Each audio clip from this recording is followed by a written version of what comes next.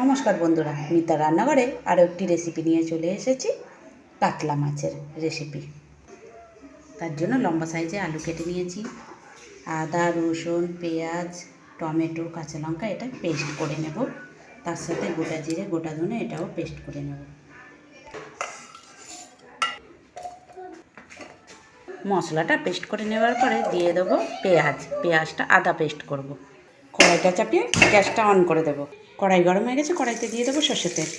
তেল গরম হয়ে গেছে, একে একে লবণ আর হলুদ মাখানো মাছগুলো দিয়ে দেবো। এক পিঠটা ভাজা হয়ে গেছে, আর এক পিঠটা উল্টিয়ে দেবো। মাছগুলি লাল করে ভাজা হয়ে গেছে, একে একে তুলে নেব। এইভাবে পরের মাছগুলিও ভেজে নেব। এই মাছগুলি লাল করে ভাজা গেছে, তুলে নেব। লম্বা করে কেটে রাখা আলু, নাড়াচাড়া করে লাল করে ভেজে নেব। আলুগুলি লাল করে ভাজা হয়ে গেছে, তুলে নেব। তেজপাতা, গোটা জিরে ফোড়নে দেবো। তেজপাতা, জিরে লাল হয়ে এলে দিয়ে দেবো পেস্ট করে রাখা মশলা।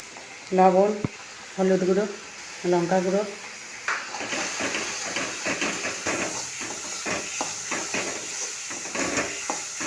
সমস্ত মশলা খুব ভালো করে কষিয়ে নিয়েছি। তেল ছেড়ে আসছে, দেখতেই পাচ্ছেন। এই সময়তে দিয়ে দেবো পরিমাণ মতো জল। ভেজে রাখা আলুগুলি দিয়ে দেবো। ঝোলটা ফুটছে, এই সময় দিয়ে দেবো ভেজে রাখা মাছ, কাঁচা লঙ্কা দিয়ে চাপা দিয়ে দেবো। একবার চেক করে নেব। এই পর্যায়ে নামিয়ে নেব।